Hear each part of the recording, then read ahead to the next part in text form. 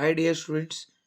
So ಇವತ್ತಿನ ವಿಡಿಯೋದಲ್ಲಿ ನಾವು ಇದು ಎರಡನೇ ವಿಡಿಯೋ ಎರಿಡಿಟಿ ಆ್ಯಂಡ್ ಎವಲ್ಯೂಷನ್ ಚಾಪ್ಟರ್ನ ಈ ಎರಡನೇ ವಿಡಿಯೋದಲ್ಲಿ ನಾವು ಮೆಂಡಲ್ ಅವ್ರ ಎಕ್ಸ್ಪೆರಿಮೆಂಟ್ಗೆ ಸಂಬಂಧಪಟ್ಟಂತಹ ಕೆಲವು ಟರ್ಮ್ಸ್ಗಳನ್ನು ನಾವು ನೋಡ್ತಾ ಹೋಗೋಣ.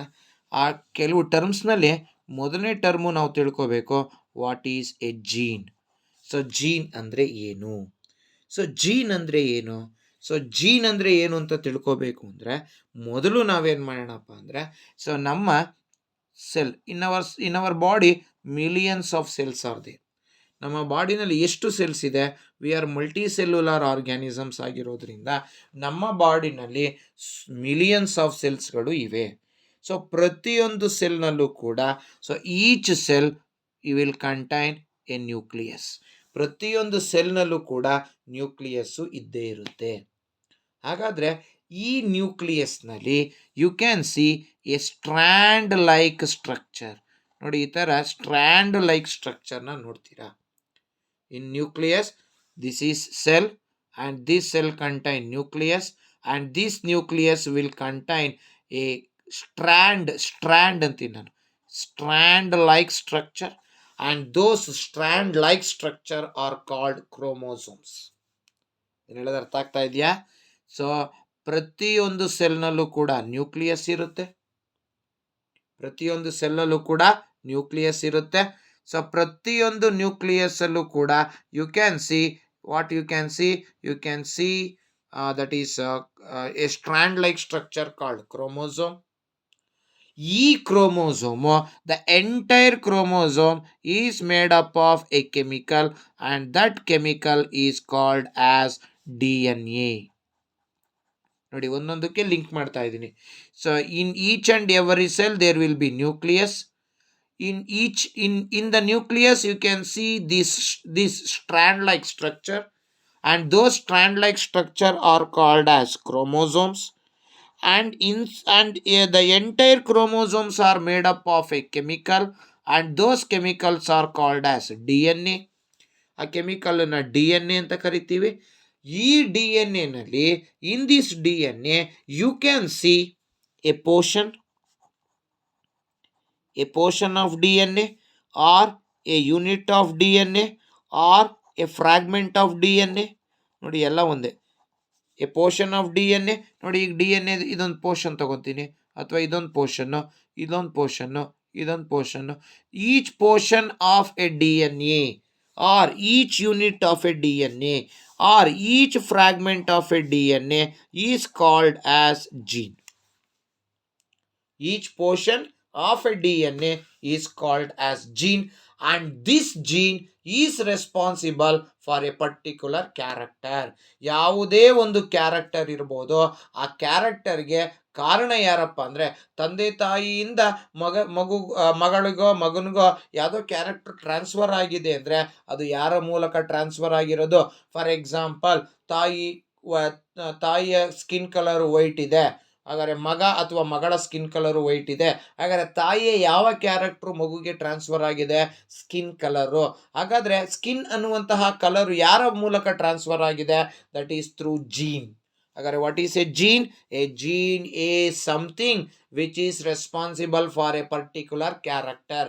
ಯಾವುದೋ ಒಂದು ಕ್ಯಾರೆಕ್ಟರ್ಗೆ, ಅದು ಯಾವ ಕ್ಯಾರೆಕ್ಟರ್ ಬೇಕಾರಾಗಿರ್ಬೋದು. ಇಟ್ ಮೇ ಬಿ ಹೈಟ್ ಇರ್ಬೋದು, it may be hair colour ಇರ್ಬೋದು, it may be that is hair colour ಇರ್ಬೋದು, it may be skin colour ಇರ್ಬೋದು, it may be shape of the nose ಇರ್ಬೋದು, ಏನಾದರೂ ಇರ್ಬೋದು, ಯಾವುದಾದ್ರೂ ಕ್ಯಾರೆಕ್ಟರ್ ಇರ್ಬೋದು. ಎಲ್ಲ ಕ್ಯಾರೆಕ್ಟರ್ಗೂ ರೆಸ್ಪಾನ್ಸಿಬಲ್ ಯಾರಪ್ಪ ಅಂದರೆ ದಟ್ ಈಸ್ ಜೀನ್. ಸೊ ಮತ್ತೊಮ್ಮೆ ರಿಪೀಟ್ ಮಾಡ್ತೀನಿ. So this is A cell, and each cell consists of nucleus. Inside the nucleus we can see a strand like structure called chromosomes, and these chromosomes are made up of entirely chemical called the entire chromosomes are made up of chemical called DNA, and DNA as a portion or unit or a fragment, and this portion, unit or fragment of a DNA is called as gene. ಇದನ್ನ ನಾವು gene ಅಂತ ಕರಿತೀವಿ. So this you have to keep it in mind, and this gene is responsible for a particular character. Who is responsible for a particular character? Gene is responsible. ಯಾವುದೇ ಗುಣ ತಂದೆ ತಾಯಿಯಿಂದ ಮಗನಿಗೆ ಮಗಳಿಗೆ ಟ್ರಾನ್ಸ್ಫರ್ ಆಗಿದೆ ಅಂದ್ರೆ that will be transferred only through jeans. ಇದನ್ನ ನೀವು ಜ್ಞಾಪಕ ಇಟ್ಕೋಬೇಕು. ಹಾಗಾದ್ರೆ ಹ್ಯೂಮನ್ ಅಂತ ಬಂದಾಗ, ಸೊ ಹ್ಯೂಮನ್ನಲ್ಲಿ ಎಷ್ಟು ಕ್ರೋಮೋಸೋಮ್ಸ್ ಇದೆ ಪ್ರತಿ ಸೆಲ್ನಲ್ಲೂ? ಸೊ ಪ್ರತಿ ಸೆಲ್ಲಿನಲ್ಲೂ ಕೂಡ ಇಟ್ ಕಂಟೈನ್ಸ್ 46 ಕ್ರೋಮೋಸೋಮ್. ಪ್ರತಿ ಸೆಲ್ಲಿನಲ್ಲೂ ಕೂಡ 46 ಕ್ರೋಮೋಸೋಮ್ಸ್ಗಳಿವೆ.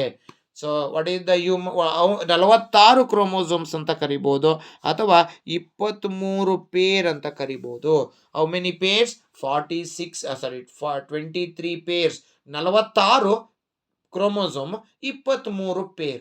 So how many chromosomes are present in human? So in each cell of a human 46 chromosomes are present, and 46 ಅಂತನಾರು ಹೇಳಿ ಇಲ್ಲ 23 ಪೇರ್ ಅಂತನಾರು ಹೇಳಿ. ಸೊ 23 ಪೇರ್ ಇದೆ ನೋಡಿ. ಈಗ ಅದನ್ನ ಬರೆದ್ರೆ, ಸೊ ಅದನ್ನ ನಾನು ಹೀಗೆ ಬರೀತೀನಿ. ಇದು ಫಸ್ಟ್ ಪೇರು. Next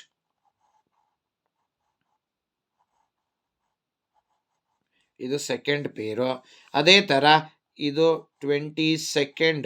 this is 22nd pair. This is 22nd pair and this is the 23rd pair. ಇದೇ ಲಾಸ್ಟ್ ಪೇರ್ ಆಯಿತು. So in each cell of a human it consists of 46 chromosomes are 23 pair chromosome. ಹಾಗಾದರೆ 1 2 3 4 5 6 up to 22 ಇದೆಯಲ್ಲ, ಈ ಮೊದಲ 22 pair of ಕ್ರೋಮೋಸೋಮ್ಸನ್ನು we call it as normal chromosomes. They are called normal chromosomes, and these normal chromosomes are responsible. These normal chromosomes ಅಂತ ನಾವು ಕರೀರಿ, ಆರು ನೀವು ಅದನ್ನ ಆಟೋಸೋಮ್ಸ್ ಅಂತ ಬೇಕಾದ್ರೂ ಕರಿಬಹುದು. ಈ 23 ಪೇರ್ನಲ್ಲಿ ಮೊದಲ 22 ಪೇರ್ ಇದೆಯಲ್ಲ, from 1 to 22 pairs, they are called normal chromosomes or they are called as autosomes. ಅವುಗಳನ್ನು ಆಟೋಸೋಮ್ಸ್ ಅಂತ ಕರಿತೀವಿ. ಹಾಗಾದರೆ ಈ ಆಟೋಸೋಮ್ಸ್ ಏನು ಮಾಡ್ತದೆ? It is responsible for all the characters except sex. So sex of the sex of the child cannot be ಒಂದು ಚೈಲ್ಡಿನ ಸೆಕ್ಸ್ಗೆ ಈ 1ರಿಂದ 22 ಪೇರು ಕಾರಣ ಅಲ್ಲ. ಸೊ ಈ 23ನೇ ಪೇರ್ ಇದೆಯಲ್ಲ, ಈ 23ನೇ pair this pair will decide whether the child will be whether the child will be boy child or it is a girl child. ಹಾಗಾದರೆ ಈ 1ರಿಂದ 22 ಇದೆಯಲ್ಲ, ಇವೇನು ಡಿಸೈಡ್ ಮಾಡ್ತವೆ? ಇನ್ನು ಉಳಿದಂತಹ ಎಲ್ಲ ಕ್ಯಾರೆಕ್ಟರ್ನ ಡಿಸೈಡ್ ಮಾಡ್ತದೆ. ಏನೇನಿರ್ಬೋದು? Skin colour, hair colour, nose shape, ಪ್ರತಿಯೊಂದನ್ನು ಕೂಡ ಈ 1ರಿಂದ 22 ಪೇರ್ ಇದೆಯಲ್ಲ ಅವ್ನು ಡಿಸೈಡ್ ಮಾಡ್ತಾನೆ. ಹಾಗಾದ್ರೆ ಅವನೇನು ಅನ್ಬೇಕು? ಸೊ ಅವನನ್ನು ನಾರ್ಮಲ್ ಕ್ರೋಮೋಸೋಮ್ಸ್ ಅಂತ ಕರಿತೀರಾ, ಅಥವಾ ಅದನ್ನು ಆಟೋಸೋಮ್ಸ್ ಅಂತ ಕರಿತೀರಾ. These autosomes are responsible for all the other character except what? Except that is sex of the child. Sex of the ಚೈಲ್ಡನ್ನು ಡಿಸೈಡ್ ಮಾಡೋನು ಇವನಲ್ಲ, ಯಾರೋ 23ನೇ ಪೇರ್ ಇದನ್ನಲ್ಲ, ಅವನು ಡಿಸೈಡ್ ಮಾಡ್ತಾನೆ what should be the sex of the child. ಹಾಗಾದರೆ 1 to 22 chromosomes, 1 to 22 pairs of chromosomes they decide other character except sex of the child. Then who will decide the sex of the child? The sex of the child will be decided by the 23rd pair. The 23rd pair will decide this one. ಹಾಗಾದರೆ ಈಗ ನಾವು ಈ normal chromosomes ಅಂದರೆ 1 to 22 usual ಆಗಿ ಏನಾಗಿರುತ್ತಪ್ಪ ಅಂದರೆ, so all the cells, ಎಲ್ಲ ಸೆಲ್ಸ್ಗಳು, in each and every cell we got 46 or 23 pairs of chromosomes. ಆ 23ರಲ್ಲಿ ಮೊದಲ 22 ಪೇರ್ ಆಫ್ ಕ್ರೋಮೋಸೋಮ್ಸು ಆಟೋಸೋಮ್ಸು. ಇನ್ನು ಉಳಿದಂಥದ್ದು ಅದನ್ನು ನಾವು ಇನ್ನೊಂದು ಇದೆಯಲ್ಲ, ಅದನ್ನು ನಾವು ಸೆಕ್ಸ್ ಸೆಲ್ ಅಂತ ಕರಿತೀವಿ, or we call it as gamete ಅಂತ ಕರಿತೀವಿ. ಸೆಕ್ಸ್ ಸೆಲ್ ಆರ್ ಗ್ಯಾಮೇಟ್ ಅದು. ಸೊ ಅದು ಲಾಸ್ಟ್ ಸೆಲ್, ಅದು ಲಾಸ್ಟ್ ಪೇರು. ಇನ್ನು ಈ ಪ್ರತಿಯೊಂದು ಸೆಲ್ನ ತಗೊಂಡ್ರೆ, ಸೊ ಎಕ್ಸೆಪ್ಟ್ ಗ್ಯಾಮೇಟನ್ನು ಬಿಟ್ಟು ಇನ್ನು ಎಲ್ಲ ಕ್ರೋಮೋಸೋಮ್ಸ್ಗಳು ಪೇರ್ ಆಗಿರ್ತವೆ. ಆಲ್ ಇನ್ ನಾರ್ಮಲ್ ಕ್ರೋಮೋಸೋಮ್ಸ್ನ ತಗೊಂಡ್ರೆ, ಸೊ ಕ್ರೋಮೋಸೋಮ್ಸ್ ಪ್ರೆಸೆಂಟ್ ಇನ್ ಪೇರ್ನಲ್ಲಿ ಕ್ರೋಮೋಸೋಮ್ಸ್ ಪ್ರೆಸೆಂಟ್ ಆಗಿದ್ರೆ, ಸೊ ಇದ್ರೊಳಗಡೆ ಏನಾಗಿರ್ತಪ್ಪ ಅಂದರೆ, ನಾರ್ಮಲ್ ಕ್ರೋಮೋಸೋಮ್ಸ್ನಲ್ಲಿ so they are in pair. sorry, not normal chromosome. In each and every cell totally 46 chromosomes ಇರ್ತವೆ. ಸೊ ಎಲ್ಲವೂ ಕೂಡ ಅವು ಪೇರ್ ಆಗಿರ್ತವೆ. ಸೊ ಆದರೆ ಒಂದನ್ನ ಬಿಟ್ಟು ಯಾವುದಪ್ಪ, every cell except gamete. Every cell, ಪ್ರತಿ ಸೆಲ್ಲು ಕೂಡ ಏನಾಗಿರ್ತವೆ, ದೇ ಕಂಟೈನ್ 46 ಕ್ರೋಮೋಸೋಮ್ ಎಕ್ಸೆಪ್ಟ್ ಯಾವುದಪ್ಪ ಅಂದರೆ gamete. Except gamete, all the other cell will have 46 chromosome, but this gamete will have only 23 chromosomes. Male gamete will have 23 chromosomes and female gametes will have 23, not 23 pair, only 23. ಹಾಗಾದ್ರೆ ಈ ಎಲ್ಲ ಸೆಲ್ಗಳಲ್ಲಿ 46 chromosomes ಇದೆ ಅಂದರೆ ಆ 46 ಕೂಡ peer ಆಗಿರುತ್ತೆ. ಆ ಪೇರ್ನಲ್ಲಿ chromosomes ಇದ್ದರೆ ಅದನ್ನು ಡಿಪ್ಲಾಯ್ಡ್ ಅಂತ ಕರಿತೀವಿ. So all the cells are diploid in nature except gamete. What is gamete? Gametes are haploid in nature because they contains only n number of chromosomes. These are diploid because they contain 2n number of chromosomes. ಇಲ್ಲಿ ಎಲ್ಲ ಕ್ರೋಮೋಸೋಮ್ಸ್ಗಳು unpaired ಆಗಿರ್ತವೆ. ಅದಕ್ಕೆ unpaired ಆಗಿರೋದ್ರಿಂದ ಬರೀ ಮೇಲ್ ಗ್ಯಾಮೆಟಲ್ಲಿ 23 chromosome, female ಗ್ಯಾಮೆಟಲ್ಲಿ 23 chromosome ಇರುತ್ತೆ. But ಎಲ್ಲ ಸೆಲ್ಲಲ್ಲೂ ಕೂಡ accept ಗ್ಯಾಮೆಟು they contain 46. All those 46 are in pair, therefore they are called diploid. Since the gametes contain only 23 and those 23 are unpaired, therefore they are called haploid. All the cells are diploid in nature and all the gametes are haploid in nature. So diploid means they contain 2n number of chromosomes and haploid will contain n number of chromosomes.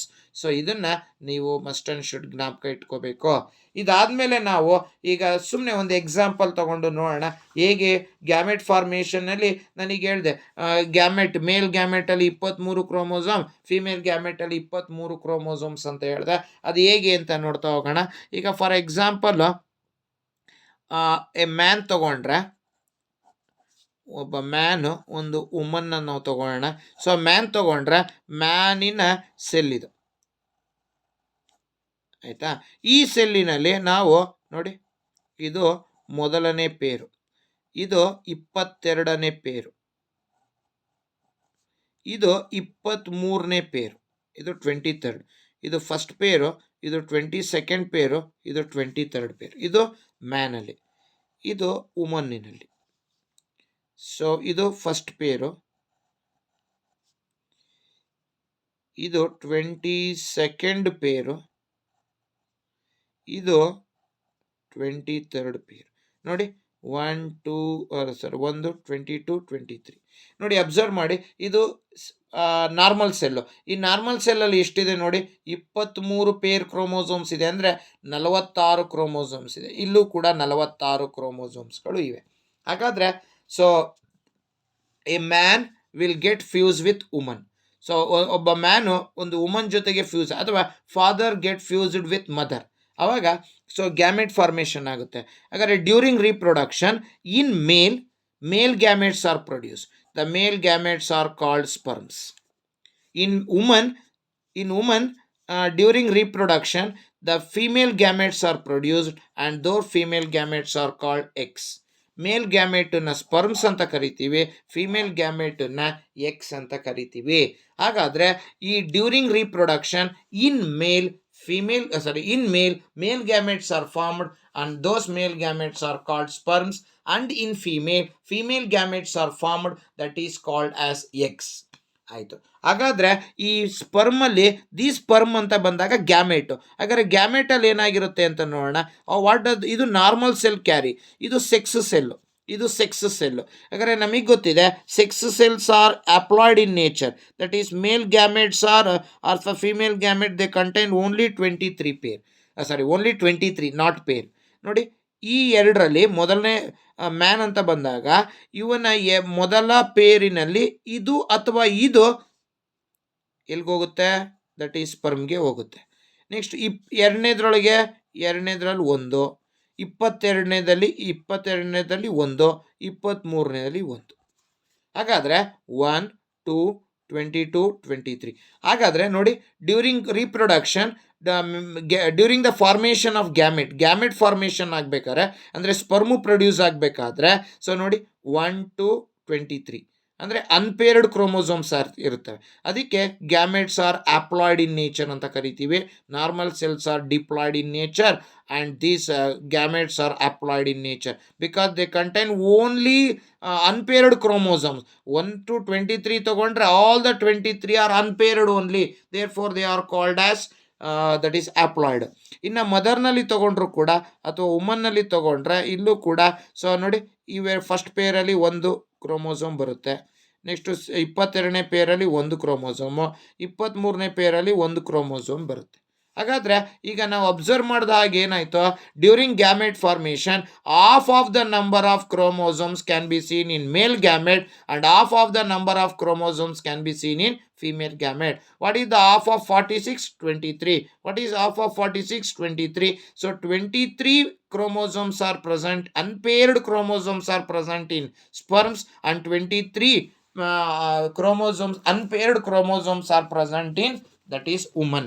ಯಾವಾಗ ಒಬ್ಬ man ಮತ್ತು woman fuse ಆಗ್ತಾರೋ, so fertilisation will takes place. The fusion of male gamete and female gamete is called fertilisation. So fertilisation ಉಂಟಾದಾಗ zygote formation ಆಗುತ್ತೆ, and that zygote will contain, ನೋಡಿ ಈಗ zygote formation ಆಗಬೇಕಾದ್ರೆ ತಂದೆಯ ಮೊದಲನೇ ಕ್ರೋಮೋಸೋಮ್ ತಾಯಿಯ ಮೊದಲನೇ ಕ್ರೋಮೋಸೋಮ್ ಜೊತೆಗೆ ಸೇರ್ಕೊಳ್ಳುತ್ತೆ, ಹಾಗಾದ್ರೆ ಇಟ್ ವಿಲ್ ಬಿಕಮ್ ಪೇರ್. ಅದೇ ಥರ ತಂದೆಯ 23ನೇ ಪೇರು ತಾಯಿಯ 23ನೇ ಪೇರಿಗೆ ತಂದೆಯ 23ನೇ ಕ್ರೋಮೋಸೋಮು ತಾಯಿಯ 23ನೇ ಕ್ರೋಮೋಸೋಮ್ ಸೇರಿಕೊಂಡು ಇಟ್ ವಿಲ್ ಬಿಕಮ್ ಪೇರ್. ಹಾಗಾದ್ರೆ ಇದು ನಾರ್ಮಲ್ ಸೆಲ್ ಆಯ್ತು. ಈಗ ಗ್ಯಾಮೆಟ್ಗಳು ಫ್ಯೂಸ್ ಆದಾಗ it will become a zygote. The fusion of male gamete and female gamete to form a zygote is called fertilisation. ಇದನ್ನು ನಾವು ಔಡು ಆರ್ಗ್ಯಾನಿಸಮ್ ರೀಪ್ರೊಡ್ಯೂಸ್ನಲ್ಲಿ ನೋಡಿದ್ದೀವಿ. So fusion of male and female gametes to form zygote is called fertilisation. ನೀವು observe ಮಾಡಿ, normal cell 46 chromosome, that is 23 pair. In woman also, normal cell contain 23 pairs of chromosome. During reproduction in male, sperms are produced. During reproduction in female, eggs are produced. ಈಗ these sperms, which is a male gamete, it contain half of the number of chromosomes present in the normal cell. Then in woman also, so eggs are the female gametes and it contain half of the number of chromosomes present in the normal cell. Therefore the male gamete contain 23 chromosomes and female gamete contains 23 chromosomes. When these two will get fused, fertilization will take place, and this fertilization will become formation of zygote, and zygote contain how many chromosomes? It contain 46 chromosomes. ಈ ಕಡೆ ತಂದೆಯಿಂದ 23 chromosome, ತಾಯಿಯಿಂದ 23 chromosome, 23 become 46. Again it will become 23 pairs of chromosome. So ಇದನ್ನ zygote formation ಆಗುತ್ತೆ, zygote develop ಆಗಿ embryo ಆಗುತ್ತೆ, embryo develops as A zygote divide ಆಗುತ್ತೆ. Zygote ಅಂದರೆ ಸಿಂಗಲ್ ಸೆಲ್ಡ್ ಸ್ಟ್ರಕ್ಚರು, ಅದು ಡಿವೈಡ್ ಆದಾಗ it will become multi cellular structure called as embryo, and that embryo later develops into fetus, and that fetus will grows as a child. So ಇದನ್ನು ನಾವು ಔಡು organism ರೀಪ್ರೊಡ್ಯೂಸ್ನಲ್ಲಿ ನೋಡ್ಕೊಂಡಿದ್ದೀವಿ. So ಈ ರೀತಿ so ನಮಗೆ ಇಲ್ಲಿ ತಿಳ್ಕೊಬೇಕಾಗಿರೋದು ಏನಪ್ಪ ಅಂದರೆ, ಪ್ರತಿ ನಾರ್ಮಲ್ ಸೆಲ್ನಲ್ಲೂ ಕೂಡ 46 ಕ್ರೋಮೋಸೋಮ್ಸ್ ಇರ್ತದೆ, 23. ಆದರೆ ಗ್ಯಾಮೆಟ್ ಫಾರ್ಮೇಷನ್ ಆಗಬೇಕಾದ್ರೆ in male that is sperms, in female that is eggs. So gamete formation ಆಗಬೇಕಾದ್ರೆ sperm contains 23 chromosome and egg contains 23 chromosome. When egg and sperm fuse, fertilization takes place, it forms a zygote, and that zygote contains 46 chromosomes, that is 23 pairs of chromosomes will be there in zygote. So ಇದನ್ನು ನೀವು must and should ಜ್ಞಾಪಕ ಇಟ್ಕೋಬೇಕು. So this is very very very important. ಇದಾದಮೇಲೆ ನಾವು next ತಿಳ್ಕೊಳ್ಳೋಣ, that is gene. ಅಂದರೆ ನಮಗೆ ಗೊತ್ತಾಗಿದೆ, gene is one which is responsible for a particular character. ನೋಡಿ, ಇದು ಒಂದು ಪೇರ್ ಆಫ್ ಕ್ರೋಮೋಸೋಮ್ಸ್ ಇದೆ. ಈ ಪೇರ್ ಆಫ್ ಕ್ರೋಮೋಸೋಮ್ನಲ್ಲಿ ನೋಡಿ, ಇದೊಂದು ಪೋರ್ಷನ್ ನಾನು ತೊಗೊತಾ ಇದ್ದೀನಿ, ಇದೊಂದು ಪೋರ್ಷನ್ ತೊಗೊತಾ ಇದ್ದೀನಿ, ಸೊ ಇದೊಂದು ಪೋರ್ಷನ್ ತೊಗೊತಾ ಇದ್ದೀನಿ, ಇದೊಂದು ಪೋರ್ಷನ್ ತೊಗೊತಾ ಇದ್ದೀನಿ. ಸೊ ಇಲ್ಲೂ ಅಷ್ಟೇ ನೋಡಿ ಈ ಪೋರ್ಷನ್ ಇದೆಯಲ್ಲ, ಸುಮ್ಮನೆ ನಾನು ಎಕ್ಸಾಂಪಲ್ ಅನ್ಕೊತೀನಿ, ಈ portion it is responsible for height of A baby. ಹಾಗಾದರೆ ಈ ಹೈಟು, ಇಲ್ಲಿರೋಂಥ ಈ ಪೋರ್ಷನ್ ಏನು ತೋರಿಸ್ಕೊಡುತ್ತೆ, ಇಟ್ ರೆಪ್ರೆಸೆಂಟ್ ದ ಹೈಟಿಗೆ ಸಂಬಂಧಪಟ್ಟಂತಹ ಪೋರ್ಷನ್ ಅಂತ ಅಂದ್ಕೊಳ್ಳೋಣ. ಅದೇ ಥರ ನಾನು ಈ ಪೋರ್ಷನ್ನ ತಗೊಂಡ್ರೆ it may be skin colour. This portion, ಇದು ಡಿ ಎನ್ ಎಯ ಪೋರ್ಷನ್ನು, ಇದು ಡಿ ಎನ್ ಎಯ portion of D N A is called gene. ಹಾಗಾದರೆ ಇಲ್ಲಿರೋಂತಹ gene, this gene is responsible for a particular character called height, and these genes present here, it is responsible for a particular character called skin color. ಹಾಗಾದ್ರೆ so ನಾವು gene ಅಂದ್ರೆ ಏನು ಹೇಳಬೇಕು, gene is one which is responsible for a particular character. ಒಂದು ಕ್ಯಾರೆಕ್ಟರ್ಗೆ ಯಾರು responsible ಆಗಿರ್ತಾರೋ ಅವನನ್ನ ನಾವು we have to call it as gene ಅಂತ ಕರಿಬೇಕು. ನೆಕ್ಸ್ಟ್ ನಾವು ನೋಡೋಣ what is meant by allele ಅಂತ ಕರಿತೀವಿ. What is meant by allele ಅಂದ್ರೆ ಏನು? ಸೊ ಅಲೀಲ್ ಅಂದ್ರೆ different forms of gene is called allele. So different forms of gene is called as allele. What is allele? Different forms of gene. For example, ಹೀಗೆ ತಗೋಣ, different forms of gene ಅಂತ ಬಂತು ಅಂದರೆ, so for example ನೋಡಿ, ಇಲ್ಲಿ ನಾನು capital T ಅಂತ ಬರಿತೀನಿ. So this is the gene that is responsible for a character called, ನೋಡಿ ಕ್ಯಾಪಿಟಲ್ ಟಿ ಅಂತ ಬರಿತೀನಿ.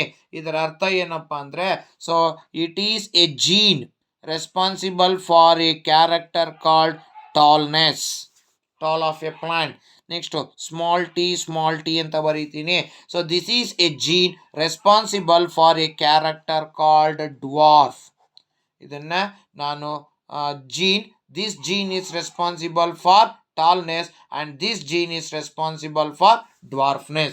So ಎಲ್ಲಿ ಕ್ಯಾಪಿಟಲ್ ಟಿ ಅಂತ ಬರಿತೀವೋ that is the gene responsible for tallness. ಎಲ್ಲಿ ಸ್ಮಾಲ್ ಟಿ ಬರಿತೀವೋ that is the gene is responsible for dwarfness. But ನೀವು ಜ್ಞಾಪಕ ಇಟ್ಕೋಬೇಕಾಗಿರೋದು, ಯಾವುದಾದರೂ ಒಂದು ಕ್ಯಾರೆಕ್ಟರ್ನ ಕಂಟ್ರೋಲ್ ಮಾಡಬೇಕು ಅಂದರೆ, ಈಗ ಟಾಲ್ ಅನ್ನುವ ಕ್ಯಾರೆಕ್ಟರ್ನ ಕಂಟ್ರೋಲ್ ಮಾಡೋದಕ್ಕೆ 2 ಅಲೀಲ್ಗಳು ಇರಲೇಬೇಕು. Agar which are the 2 alleles that control the character called tallness? Capital T, or it may be capital T, small t. So these are the 2 allele responsible for a particular character called tallness, and these 2 are the allele that is responsible for a character called tallness, and these are the 2 allele that are responsible for a character called dwarfness. ಹಾಗಾದರೆ allele ಅಂದರೆ it is nothing but different forms of gene are called allele, and each character will be controlled by how many alleles? 2 allele. ಪ್ರತಿಯೊಂದು ಕ್ಯಾರೆಕ್ಟರ್ನ 2 ಅಲೀಲ್ಗಳು control ಮಾಡ್ತವೆ. For example, so tall ಅನ್ನುವ ಕ್ಯಾರೆಕ್ಟರ್ನ control ಮಾಡ್ತಾ ಇರೋ ಜೀನ್ ಯಾವ್ಯಾವುದು? Capital T. So those are called allele. Alleles are nothing but different forms of genes, and each character will be controlled by that is 2 allele. ನಾನೀಗ ಬರೀ T ಅಂತ ಬರೆದ್ರೆ so ಅದಕ್ಕೆ ಅರ್ಥ ಇರೋದಿಲ್ಲ. ಸೊ ನಾನು ಕ್ಯಾಪಿಟಲ್ ಟಿ ಜೊತೆಗೆ ಕ್ಯಾಪಿಟಲ್ ಟಿ ಬರಿಬೇಕು, ಇಲ್ಲ ಕ್ಯಾಪಿಟಲ್ ಟಿ ಜೊತೆಗೆ ಸ್ಮಾಲ್ ಟಿ ಬರಿಬೇಕು. ಅವಾಗ ನಾವು ಡಿಸೈಡ್ ಮಾಡ್ತೀವಿ whether the plant grows as a tall plant or the plant grows as a dwarf plant. ನೋಡಿ ಇಲ್ಲಿ 2 ಸ್ಮಾಲ್ ಟಿ ಇತ್ತು ಅಂದರೆ ಅದು ಹೇಳುತ್ತೆ that is the plant grows as a dwarf plant. ಇಲ್ಲಿ ಕ್ಯಾಪಿಟಲ್ ಟಿ ನೋಡಿ 2 ಅಲೆಲ್ ಇದೆ, 2 ಅಲೀಲ್ಗಳು ಒಂದು ಕ್ಯಾರೆಕ್ಟರ್ನ ಕಂಟ್ರೋಲ್ ಮಾಡುತ್ತೆ. ಇದನ್ನ ನೀವು ಜ್ಞಾಪಕ ಇಟ್ಕೋಬೇಕು. Each allele will each pair of allele will control one character, or 2 allele will control one character. Capital T will control a character called tallness. Small t will control a character called dwarfness. Capital T, small t will control a character called tallness. ಹೀಗೆ ಪ್ರತಿಯೊಂದು ಕ್ಯಾರೆಕ್ಟರ್ನ control ಮಾಡೋದಕ್ಕೆ ಎಷ್ಟು ಅಲೀಲ್ಗಳು ಬೇಕು? 2 ಅಲೀಲ್ಗಳು ಬೇಕು. ಇದನ್ನು ನೀವು ಜ್ಞಾಪಕ ಇಟ್ಕೋಬೇಕು. ಇದಾದಮೇಲೆ ನೆಕ್ಸ್ಟು ನಾವು ತಿಳ್ಕೊಬೇಕಾಗಿರೋದು that is what is meant by phenotype. Phenotype ಅಂದರೆ ಏನು? ಸೊ ಫಿನೋಟೈಪ್ ಅಂತ ಅಂದಾಗ ಈಗ ನಾನು ಹೇಳ್ತೀನಿ ಕ್ಯಾಪಿಟಲ್ ಟಿ ಅಂತ ಬರಿತೀನಿ. ಹಾಗಾದ್ರೆ ನೀವೇನು ಹೇಳ್ತೀರಾ? That plant grows as a tall plant. ಎಲ್ಲಿ ಕ್ಯಾಪಿಟಲ್ ಇರುತ್ತೋ ಅದು ಡಾಮಿನೆಂಟು, ಎಲ್ಲಿ ಸ್ಮಾಲ್ ಲೆಟರ್ ಆಲ್ಫಾಬೆಟ್ ಇರುತ್ತೋ ಅದು ರಿಸಿಸಿವ್ ಆಗಿರುತ್ತೆ. ಹಾಗಾದ್ರೆ ಇಲ್ಲಿ ಕ್ಯಾಪಿಟಲ್ ಟಿ ಇದೆ ಅಂದರೆ that plant grows as a tall plant. ಈಗ ನಾವು ಪ್ಲಾಂಟನ್ನ ನೋಡಿದಾಗ ಅದು ಎರಡು ರೀತಿ ಇರ್ಬೋದು, ಇಲ್ಲ ಟಾಲ್ ಆಗಿರ್ಬೋದು, ಇಲ್ಲ ಡ್ವಾರ್ಫ್ ಆಗಿರ್ಬೋದು. ಅದನ್ನ ಫಿಸಿಕಲ್ ಅಪಿಯರೆನ್ಸ್ ಅಂತ ಕರಿತೀವಿ. ಈಗ ನಮ್ಮನ್ನು ನೋಡಿದಾಗ ನಾನು ಹೇಗಿದ್ದೀನಿ ಅಂತ ಕೇಳಿದ್ರೆ, ಈಗ ನನ್ನ ಆಬ್ಸೆನ್ಸ್ನಲ್ಲಿ ಆ ಸರ್ ಹೇಗಿದ್ದಾರೆ ಅಂದರೆ ಅವ್ರು ಹೇಳ್ತಾರೆ ಅವರು ದಪ್ಪಗಿದ್ದಾರೆ, ಕುಳ್ಳುಕಿದ್ದಾರೆ, ಉದ್ದಕ್ಕಿದ್ದಾರೆ, ಸಣ್ಣಕ್ಕಿದ್ದಾರೆ, ಈಗ ಹೇಳ್ತಾರೆ. ಹಾಗಾದ್ರೆ ಏನವೆಲ್ಲ? ದಪ್ಪ, ಉದ್ದ, ಸಣ್ಣ ಇವೆಲ್ಲ ಏನು? Those are of physical appearance. ಅದೇ ಥರ ಒಂದು ಪ್ಲಾಂಟಿನ ನಾವು ಫಿಸಿಕಲ್ ಅಪಿಯರೆನ್ಸ್ ಹೇಳಬೇಕು ಅಂದರೆ either we tell the plant is growing as a tall plant, the plant is growing as a dwarf plant. ಹಾಗಾದರೆ ಆ ಪ್ಲಾಂಟಿನ ಫಿಸಿಕಲ್ ಅಪಿಯರೆನ್ಸ್ ಇದೆಯಲ್ಲ, ಐದರ್ ಡ್ವಾರ್ಫ್ ಆರ್ ಟಾಲ್, ಇದನ್ನೇ ಫಿನೋಟೈಪ್ ಅಂತ ಕರಿತೀವಿ. ಹಾಗಾದರೆ ಫಿನೋಟೈಪ್ ಏನು ಹೇಳುತ್ತೆ? Phenotypes will tell us the physical appearance of the plant, or it tells about the physical appearance. ಯಾರು ಫಿಸಿಕಲ್ ಅಪಿಯರೆನ್ಸ್ನ ಹೇಳ್ತಾರೋ ಅವರೇ ಫಿನೋಟೈಪ್. ನೆಕ್ಸ್ಟು ಜೀನೋಟೈಪ್ಗೆ ಬರೋಣ. What is genotype? So genotype ಅಂದರೆ ಏನು? ಸೊ ಜೀನೋಟೈಪ್ ಅಂದರೆ, ಫಾರ್ ಎಕ್ಸಾಂಪಲ್ಲು ನಾನೀಗ ಆ ಗಿಡ ಉದ್ದವಾಗಿ ಬೆಳೆದಿದೆ ಅಂತ ಹೇಳಿದ್ದೀನಿ. The plant is growing as a tall plant. ಹಾಗಾದರೆ ಟಾಲ್ ಪ್ಲಾಂಟ್ ಅಂತ ಬಂದಾಗ ನಾನು ಇಲ್ಲ ಕ್ಯಾಪಿಟಲ್ ಟಿ ಬರಿತೀನಿ, ಇಲ್ಲ ಕ್ಯಾಪಿಟಲ್ ಟಿ ಸ್ಮಾಲ್ ಟಿ ಬರಿತೀನಿ. ಹಾಗಾದ್ರೆ ಏನು?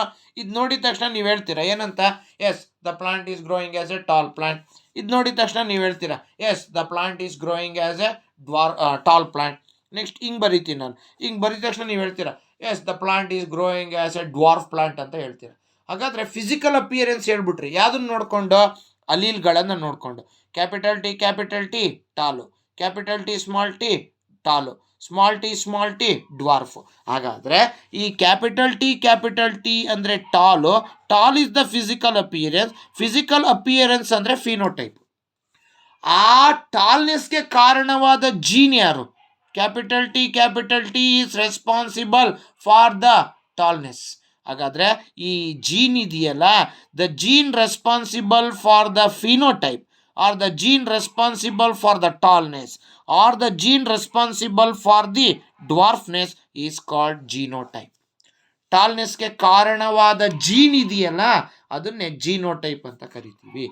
Phenotype physical appearance, phenotype physical appearance. Genotype, it shows that what should be the gene or which gene is responsible for that character. That gene is called as genotype.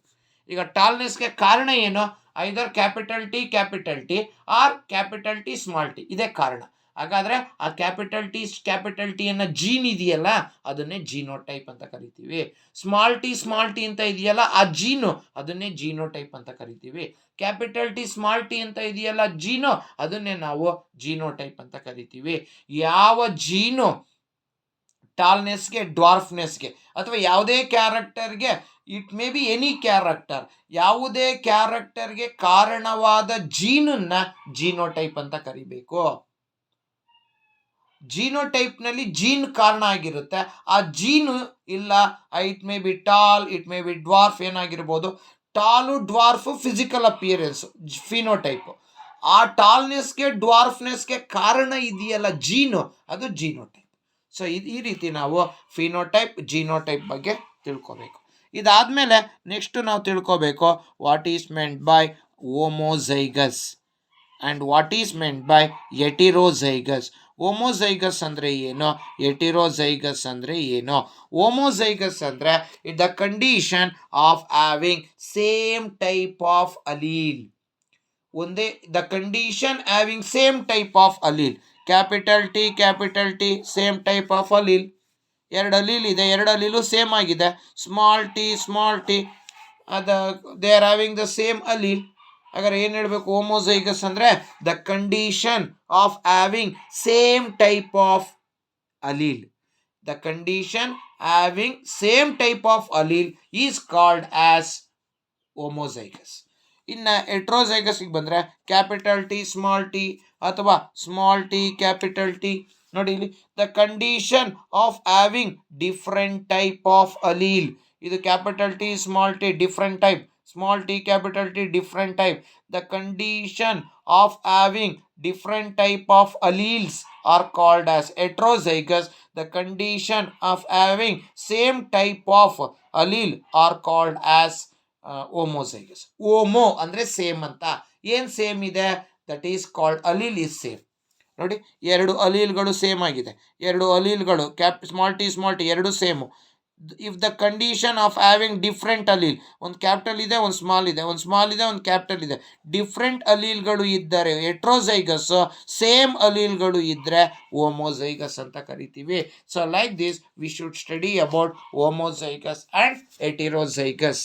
ಇನ್ನು ಇನ್ನು ಮೂರನೇ ಪಾರ್ಟ್ನಲ್ಲಿ ನಾವು we will study about that is monohybrid cross and dihybrid cross. ಇವುಗಳ ಬಗ್ಗೆ ನಾವು next ಕ್ಲಾಸಲ್ಲಿ study ಮಾಡ್ತೀವಿ. So thank you dear students. Have a nice day.